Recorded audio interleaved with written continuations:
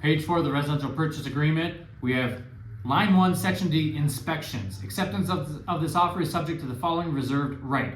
Buyer may have the right have the property inspected and select the licensed contractors, certified builder inspectors, or qualified professionals who will inspect the property. Seller will ensure that the necessary utilities, gas, power, and water, are turned on and supplied to the property within 2 business days after acceptance of this agreement to remain on until close of escrow. So I'm going to come all the way down.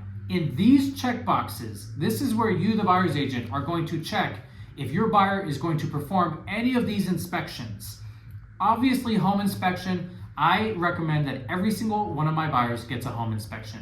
There's never a time when I don't want them to get a home inspection. They need to know what they are purchasing. Even if it's for an investment, get a home inspection. You would choose buyer in the drop-down box. Now, moving down the line of all these other inspections, a lot of times you can check NA or waived if you are not going to be performing these inspections. Pool spa. If there's no pool or spa at the home, it doesn't exist, you would check NA. You would not waive it because it does not exist, so you would check NA. If your buyer wants to get a pool or a spa inspection, then you would check buyer. Roof inspection, same thing, you would waive it or you would check buyer. Now your buyer may say, hey, do I need to get a roof inspection? What I say is, your home inspector is a general inspector who checks everything. He will go on the roof. If he or she thinks that you need a legit roof inspection, they will tell you at that time.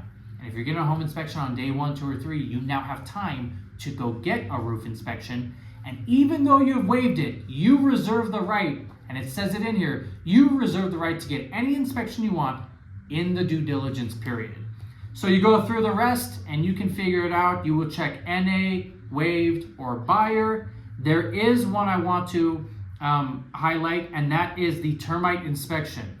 If you are representing a VA buyer, you must get a termite inspection per VA guidelines. You cannot waive it. And traditionally, it is paid for by the seller. So you would check seller on that box and then go NA, waived, or buyer on all the rest. I'm going to double down on what Matt said here. It's easy for buyers to go, well, of course I'm going to get a home inspection. And let's assume there's a pool.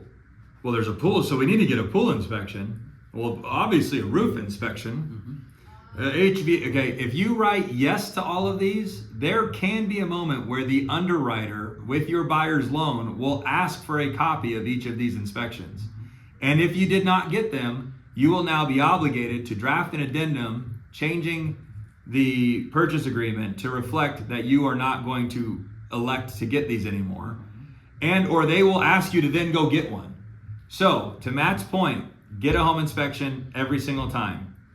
And then if the inspection reveals bigger issues surrounding some of these other items, then yeah, go get a roof inspection. Hire that individually out.